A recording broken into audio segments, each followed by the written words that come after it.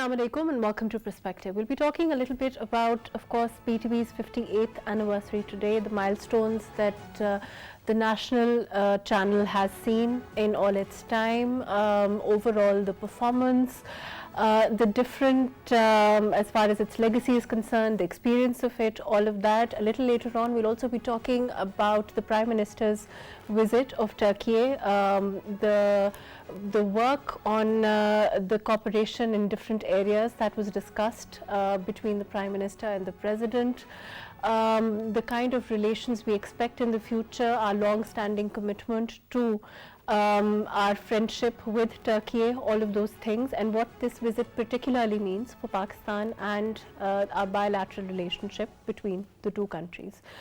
A little later on after that, we will also be talking about the current political situation with the former Prime Minister Imran Khan speaking today to his followers after what many are seeing as a conclusion to the Azadi March. Will there be a conclusion? Will it continue? What message is he expected to give to his followers? Will we see a return of the PTI and the former Prime Minister to the National Assemblies? All of that today on Perspective.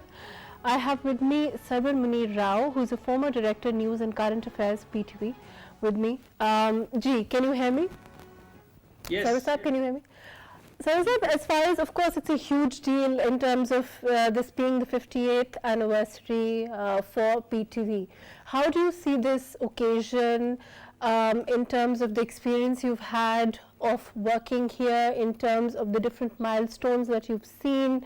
PTV, lead often in different areas. How do you see it? What is your experience of it? In fact, it's a great pleasure for me to be among my family members. PTV has ever been my family. I learned from TV. Where I am today, it's all because of Pakistan Television. No doubt Pakistan Television is the mother organization, all private channels in Pakistan. Trained from here, the human resource of Pakistan Television went there and did excellent job. I am lucky enough that I joined Pakistan Television on 1st March 1975. It was the days when PTV was using Bolex camera. It was a traditional camera and only 2.5 minute movie can be filmed, whether it's the president's address, press conference or the national address. Only 2.5 minute silent movie and 10 minutes film on sound that will process in the laboratory and then it went on air. I am lucky enough that I joined television in that era when it was in the state of infancy, and later on I worked in Dunia Television as well as the founder, director, news and current affairs. So I have the unique experience in electronic media history that I headed the private channel and the public service TV. I retired from Pakistan Television after serving 46 years as Director News and Current Affairs, Director PTV Academy, Director International Relations, and I learned a lot from television. So that's what I want to come back and talk more about, like you said, you've seen PTV through these many stages and of course through the development of technology and what it has meant over that time. Let me come back to you. I also have with me Sarwar Munir Rao, who's a former, I also have with me Hadia Zulkarnain, who's a former PTV anchor. Thank you for being with us. Hadia, your experience in terms of work here and with the organization through this time, what would you like to tell us about that? Assalamu alaikum, MAHRUKH and PTV World. Thank you very much for this lovely invitation. I am very excited right now. Just a few years ago, MAHRUKH, I was in your spot and I got to host the 50th anniversary of PTV and with my co-host Rizwan Ronak. And just now we heard Sarwar Munir Rao Saab talk about how lucky he has been working with PTV and learning so much from it. He was also one of my mentors who taught me a lot of things. My experience at PTV has been phenomenal. I was very young when I joined PTV and I was at crossroads at that time. So, whatever decisions, whatever caused me to choose this path, I today am very grateful to all the team members. No matter how big or small their role had been, I can tell you for sure that when the final product goes on screen, it can never be guaranteed that it would be a big success until or unless the entire team is working in the background. So I would say that I was lucky enough to work with excellent mentors, excellent colleagues, and very, very helpful people at the editor desk, in the master control room, in the studio. You see people behind the camera. We sit in front. We used to sit in front of the camera, but in the studio, it was always a very family like environment. And you would hear this today from everybody, Marukh, that PTV is my family. I felt like being in family. And I can tell you, even though it has been about 7 years that I left PTV, but still today, the love and respect I get from all my former colleagues and who's still working there, it is amazing. I mean, I feel lucky to be a part of PTV still. Right, Hadia, I'll come back to you. I'll go to Sarwar Saab. Sarwar Saab, like you said, I want to particularly hear about, your experience with the change in technology, because you've witnessed that, because you've been working with PTV in so many different capacities over, a considerable duration of time. And during that time, like you said yourself, the camera, the technology overall has changed so much. That, of course, also has a bearing on, how things are generally perceived, how your performance evaluation, all of those things. How would you explain that experience? Mahruch, fact of the matter is that Pakistan television is now in its 5th decade. The first decade of Pakistan television was the honeymoon period.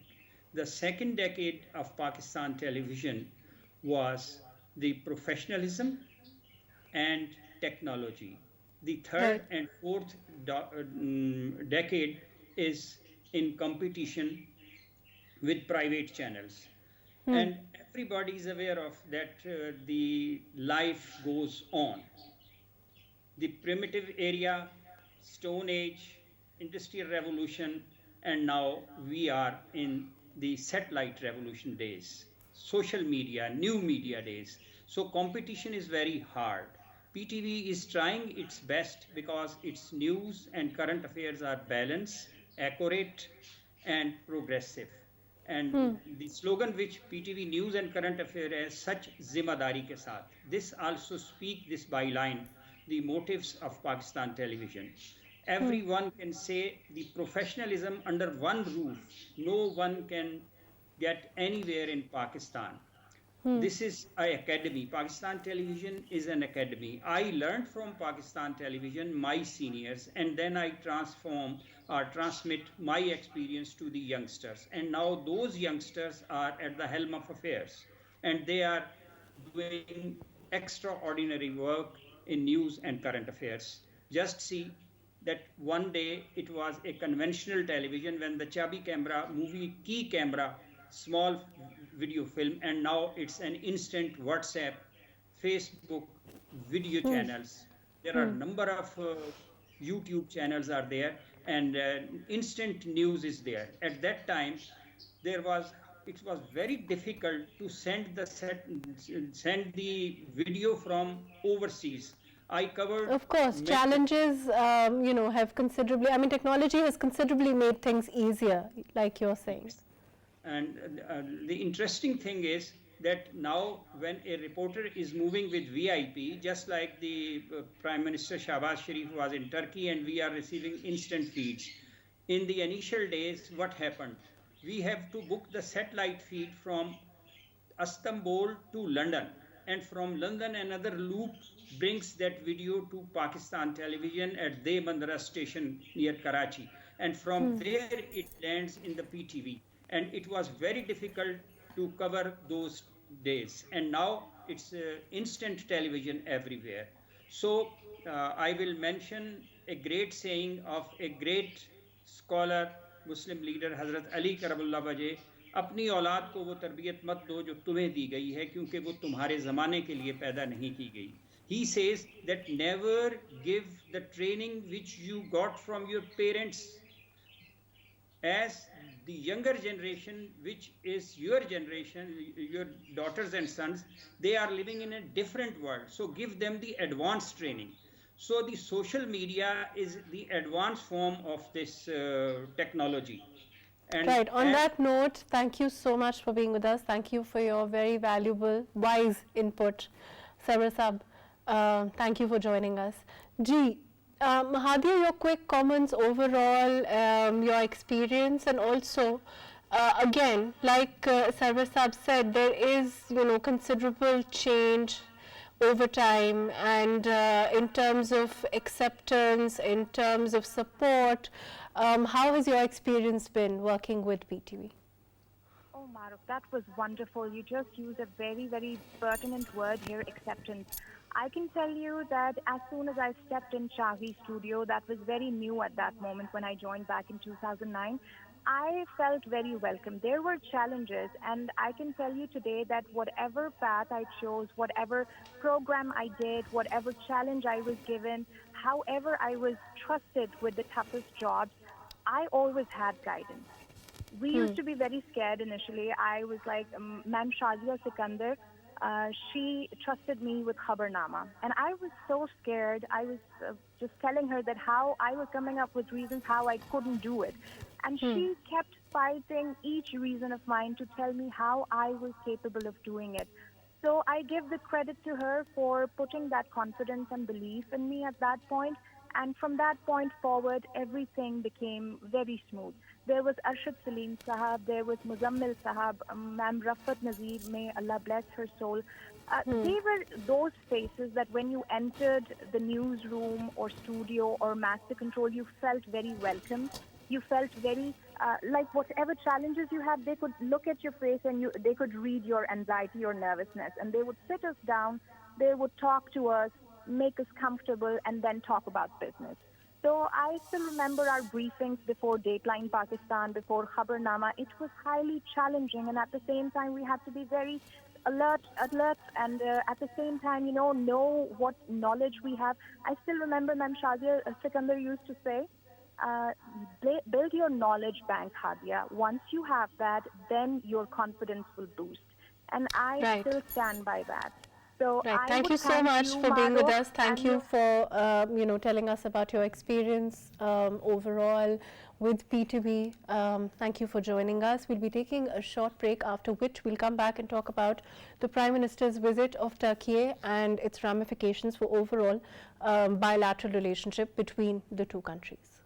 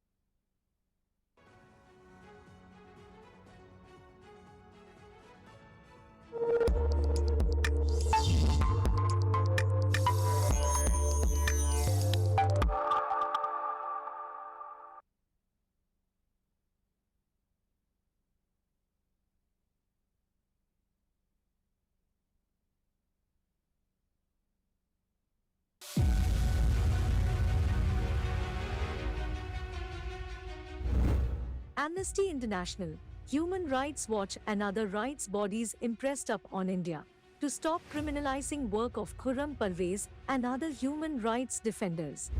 Khurram Parvez was arrested by India's National Investigation Agency under Draconian Law Unlawful Activities Prevention Act on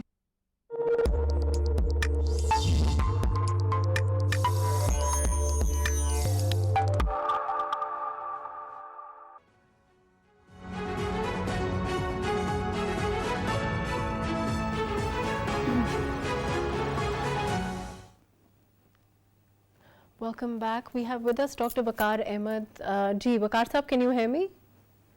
Yes, I can. Thank you. Waqar Sahab, overall, of course, we have a long-standing relationship with Turkey. The Prime Minister, Shehbaz Sharif, also earlier on, even before, when he was CM, he has a history of trying to further goals as far as our economy are concerned, as far as our strategic partnerships in different fields with Turkey is concerned. This particular visit, how do you view it? What are the particular ramifications of this trip in your opinion? Thank you very much. I believe this trip comes at a very important time, given that both countries have recently pledged for more closer bilateral ties. And of course, foremost on the agenda is the trade relations between the two countries, given that both the heads have acknowledged that the current levels of trade between the two countries, totaling around $1 billion, is very low. And both have pledged to increase this level to at least $5 billion US. Both countries have also exchanged the intent for having a future free trade or preferential trade agreement as well, and to expedite FTA arrangements.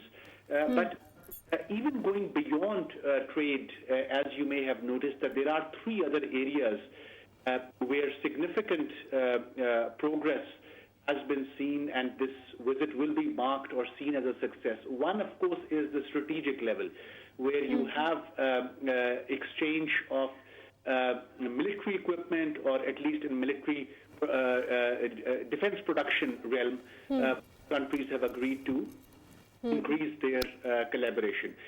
Second, we also note that in the areas of energy sector, an area where, of course, Pakistan has prioritized investments for 2023, Turkey has shown interest that they will be interested in the renewable energy space. In Pakistan, there is private sector in Turkey which is willing to invest in the renewable energy sector in Pakistan.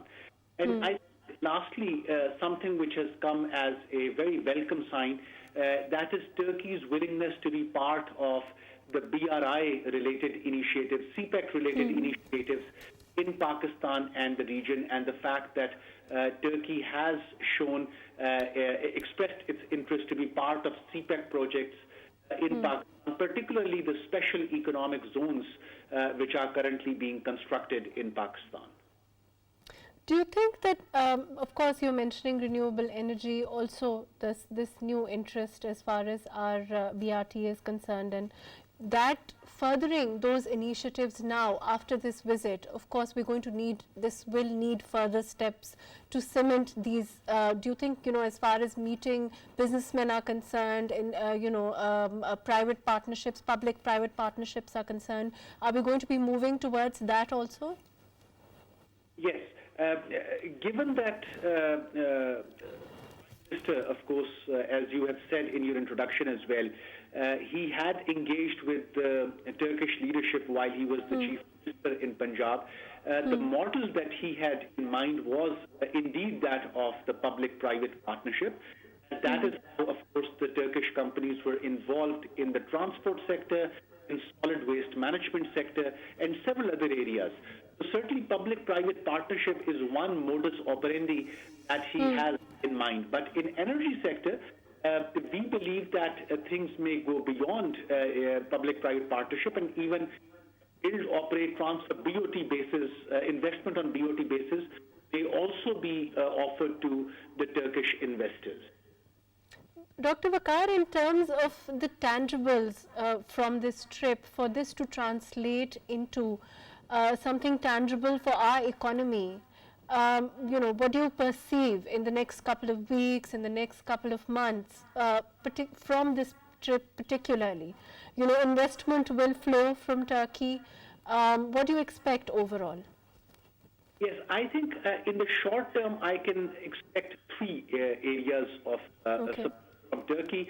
One, of course, being that Pakistan is facing a foreign exchange constraint, and we believe that some of the recent understandings reached with Turkey at least partially relieve some part of that stress that foreign exchange reserves are currently experiencing. Second, as you rightly said, that FDI, foreign direct investment, has been on a decline in the past months. In some areas, particularly energy sector, FDI could see a renewed interest. Even in CPEC projects, he has shown interest. There could be an FDI injection going in those projects as well. Lastly, we believe that in areas of flood response, flood rehabilitation and construction, Turkey will be a very reliable partner going forward. What about our, mutual relationship with other countries? Turkey has always been a source of support for us on an international front. Also, they've spoken for Pakistan, on numerous international forums. Do you think that this will also cement that relationship moving forward? And of course, we can count on them as an ally in terms of, our defense also. We've had good relationships in terms of, an exchange of technologies, other areas like that also. Yes, I think you've rightly said that defense supplies is one area where Turkey has been very reliable. Even in case of air defense, in case of missile, of course. But just going beyond that as well, the coming days are, of course, are testing times, not just for Pakistan, but for Turkey as well, given that Turkish economy has also been very badly hit by the Russia-Ukraine crisis, as well as the overall economic milieu which the region faces. So in times like this, it is the Turkish investors as well who are looking to open up for other economies. They can see impressive rates of return. And of course, Pakistan, given that we are the fifth largest population, offers large domestic demand for the Turkish investors going forward. And I have no doubt in my mind that in the medium term, of course, Turkish private sector will come back in various other sectors in which they had shown interest earlier on. We couldn't, of course, package their transaction. One of those sectors was, of course, the mining sector in Khyber Pakhtunkhwa, mining sector in Balochistan, where a lot of interest of their companies still exists. Dr. Waqar, what about, cultural exchange? What about, of course, like you are saying, there are challenges for Turkey also on the economy front. We are also facing challenges.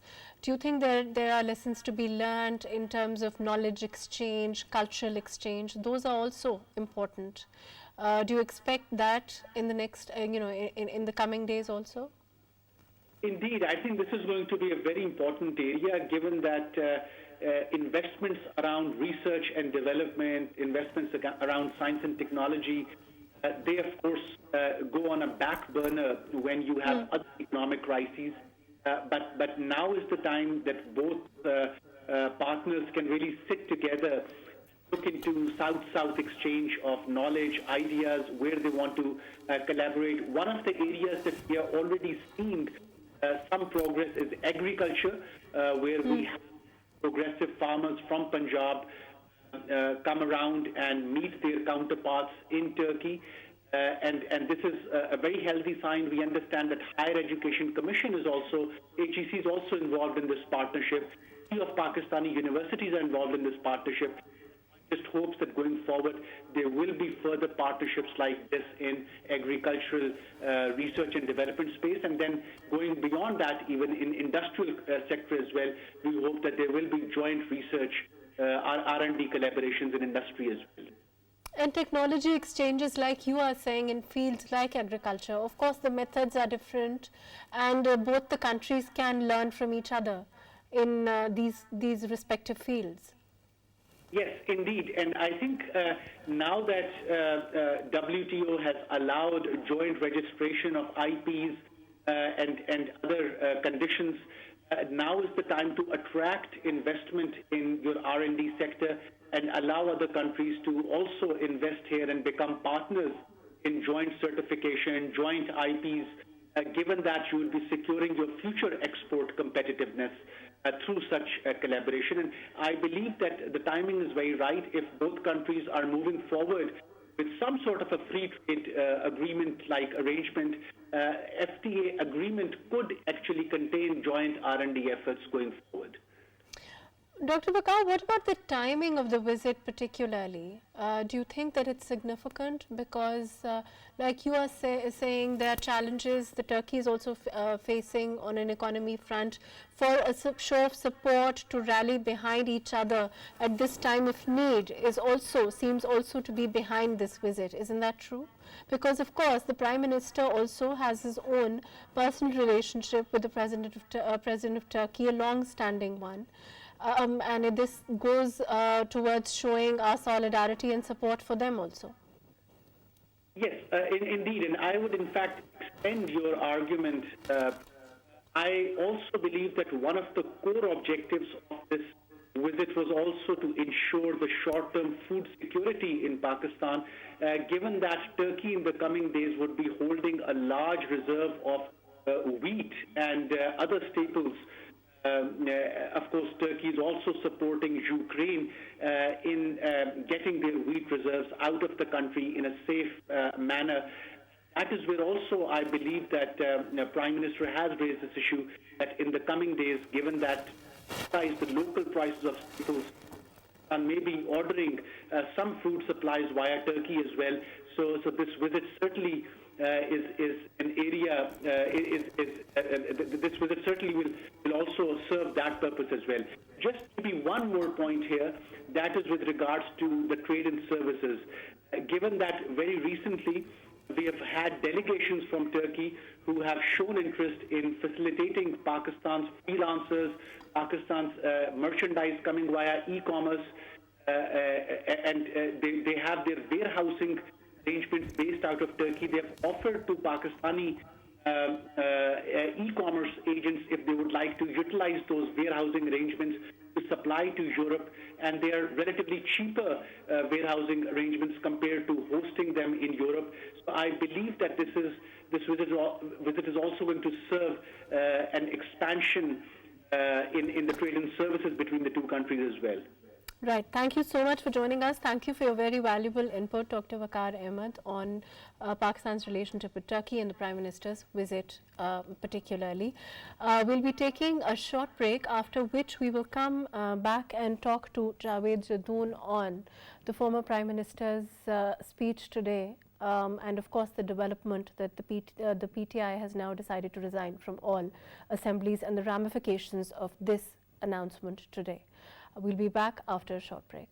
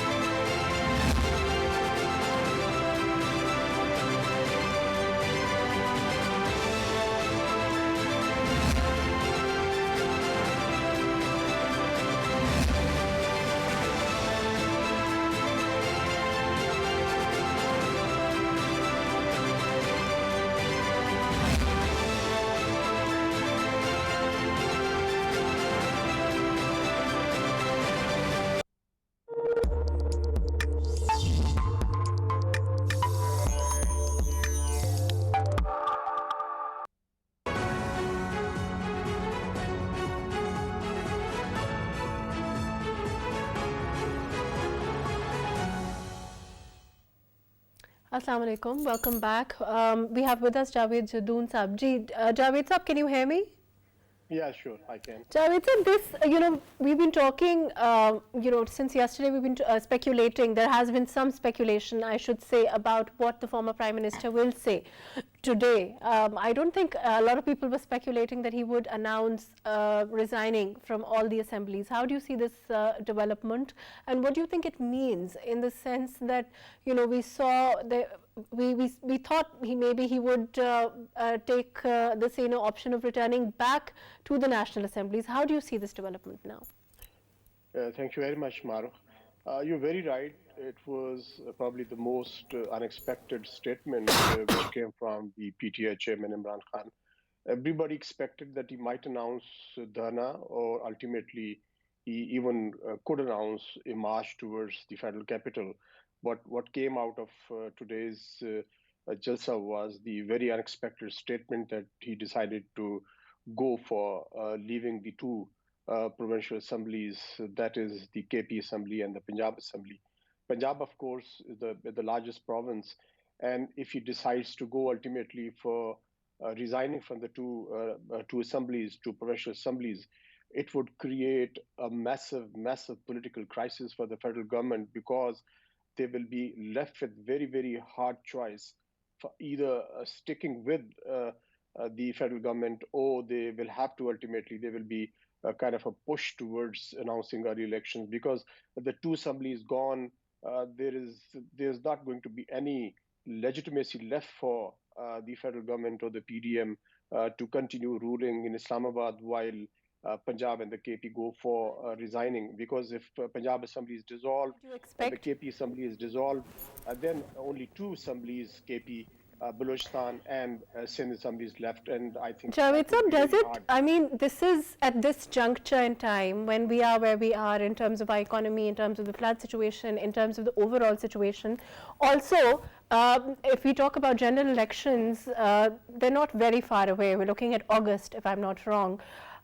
We've had this debate now and again. For this to now, do you think for this to work out in this manner, is this going to be something that's going to destabilize things further? How do you look at this?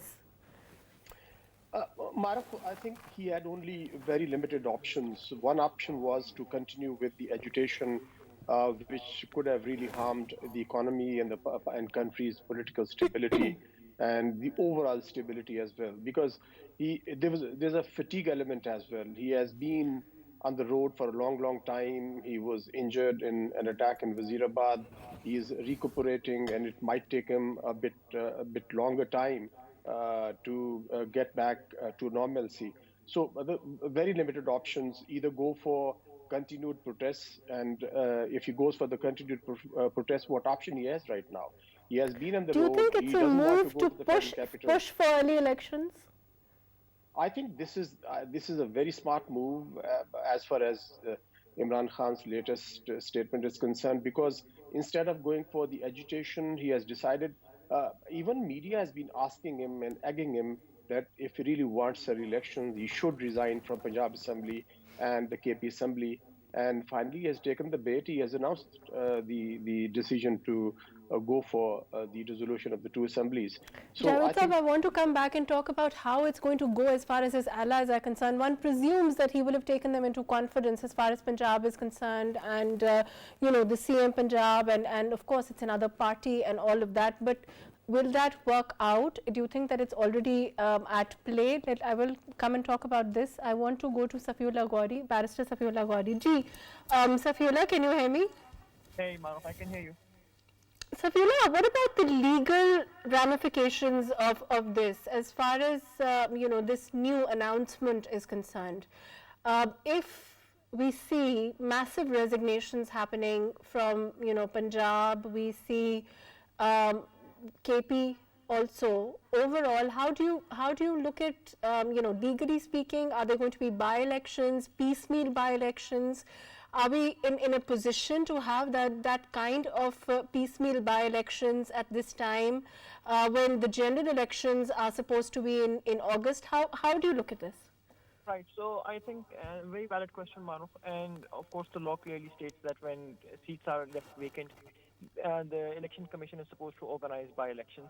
But with the entire assemblies being dissolved, the election commission have a mammoth task at hand in trying to organize any by-elections. I mean, we don't even have proper voter lists in these provinces as yet. So just making the voter list, getting on with this entire scenario is a task that would take several months. It's not something that we can have right off the cuff.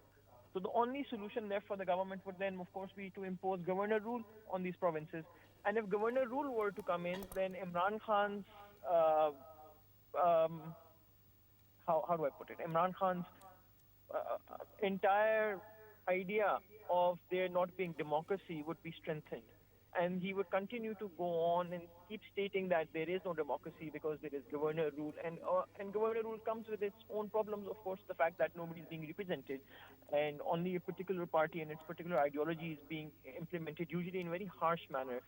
And that leads to suspension of many other laws. That we have seen since the beginning of Pakistan's history, that we've seen various MLOs that have been imposed during governor rule. And Pakistan has a long history of resistance against governor rule. So I think Imran Khan would want to tap into that. Safila, do you expect there to be governor rule? Because, of course, you know, for a long time, like you also said, we've talked about this, and there was resistance, you know, from the PTI chief himself, from the party itself. They, and of course, the massive contradiction in which we've spoken about staying in power in these provinces, staying in majority, retaining their governments in these provinces, yet not choosing to come into the National Assembly. So in this sense, he is saying that I'm going to leave all power in Punjab and in KP. And I'm going to, my parties are going to, my members are all going to resign.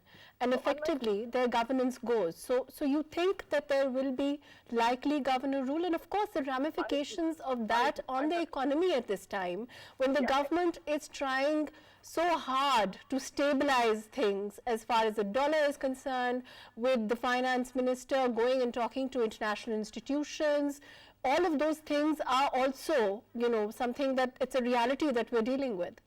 So the political impact and the economic impact is undeniable. I think Imran Khan has proven himself to be time and again a person who wants to stir up tremendous chaos. It's like wanting to try and harvest a bit of gold from a tornado. As things are spinning around and you take a net and you try and get something. That's Imran Khan's strategy has been all this time. Stir up as much chaos as possible, keep it running, maybe something good would come out of it. And at the end of the day, a tornado of this sort harms everyone, and what it harms the most is the people of Pakistan. You are absolutely right. The economy would have tremendous problems as it goes through. The political system of Pakistan would be seen as very unstable. And the reason why I talk about governor rule as being the only form of stability, maybe not so much in Punjab, because in Punjab we have a sizable number of seats from the PDM, but in KPK, where he enjoys quite a majority, and there is in fact hardly an opposition, I don't see how a small number of party members could come forward as representatives of the entire province. And so in a province like that, there would have to be the imposition of governor rule, which would once again start this entire idea of how we need true democracy, how we need true elections, how we the fact remains Pakistani people seem to have... there was some criticism, I'm running out of time, but there was some, you know, there was earlier on some criticism that people within his party did not necessarily agree with, you know, his resignations in the National Assembly. You think that the party overall stands behind him as, you know, in resigning from these majority provinces? Once again, it's a fantastic question, and I don't know the answer. I don't obviously believe that the party would stand behind him on this. If a person has been elected with hard work, they would not want to just resign from their position. That's not something any member of the parliament would want to do. They would want to continue to deliver to their people, which is what they owe their people. It is not about owing to a particular party leader. It is about owing to your constituents.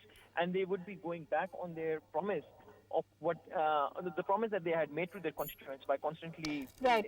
Thank you so much for joining us, Safiullah. Thank you for being with us. I'm going to go to Javed Sab. Javed Sab, overall, in the next couple of weeks, like I said earlier on, this is not a case in point for stability. It's not a case in point for things going towards a saner direction, because this is what we were earlier hoping for.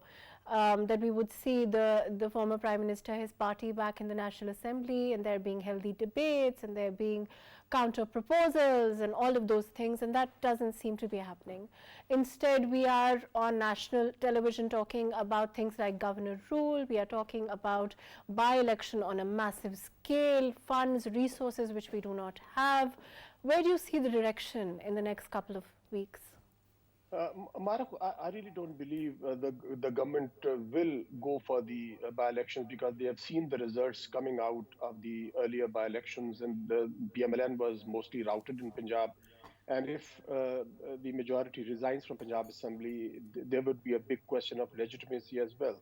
And if a government does go for holding the elections, as Barrister Safiullah was pointing out, that even he believed that this is the last option they will have.